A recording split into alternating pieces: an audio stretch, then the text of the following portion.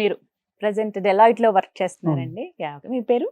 Srikanth Reddy. First అసలు ఎప్పుడు 12 ఏళ్ల క్రితం అంటున్నారు, చాలా లాంగ్ బ్యాక్ ఇది. చాలా లాంగ్ బ్యాకే. బట్ ఎప్పుడు ఎలా అసలు జాయిన్ అయ్యారు?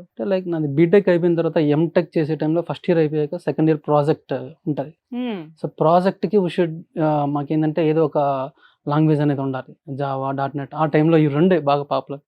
సో హాస్టల్ అమీర్పేటకి వచ్చేసి ఇప్పుడు ఏం చేయాలి, ఎట్లా ఎంటెక్ ప్రాజెక్ట్ వర్క్. సో డెఫినెట్గా ఇక్కడ నేను ఏదో ఒకటి చేయాలి అనుకుని వచ్చాను.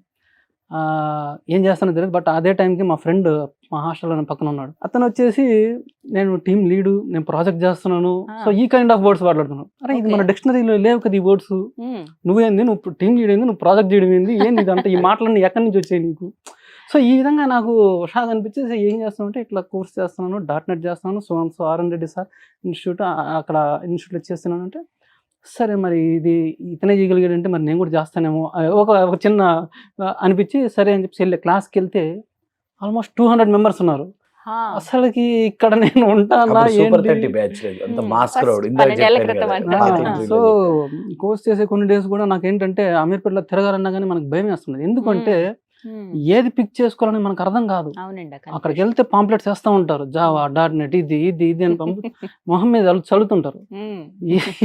అసలు నేను ఇప్పుడు ఏం చెయ్యాలి, నా రోల్ ఏంటి, అసలు ఇంత కన్ఫ్యూజన్ లో ఉండేటాను అనమాట.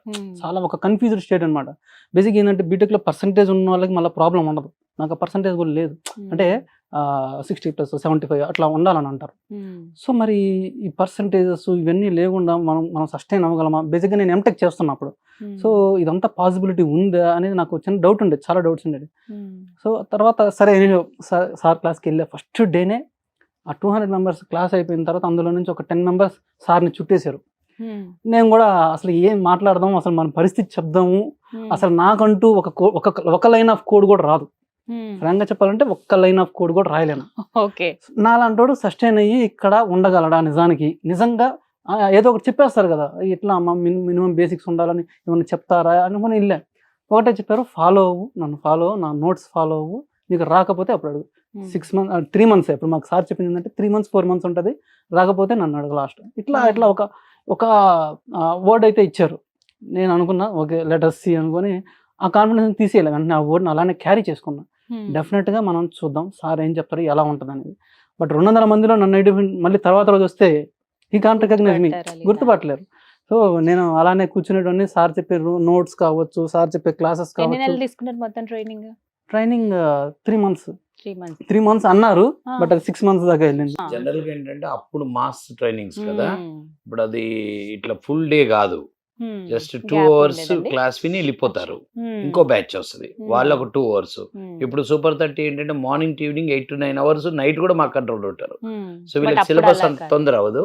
కాకపోతే ఏంటంటే అప్పుడు జాయిన్ అయ్యేటప్పుడు స్టూడెంట్ సైకాలజీ ఎలా ఉంటుందంటే నీకు 6 months పడుతుంది, 8 months పడుతుంటే ఎవరు రారు.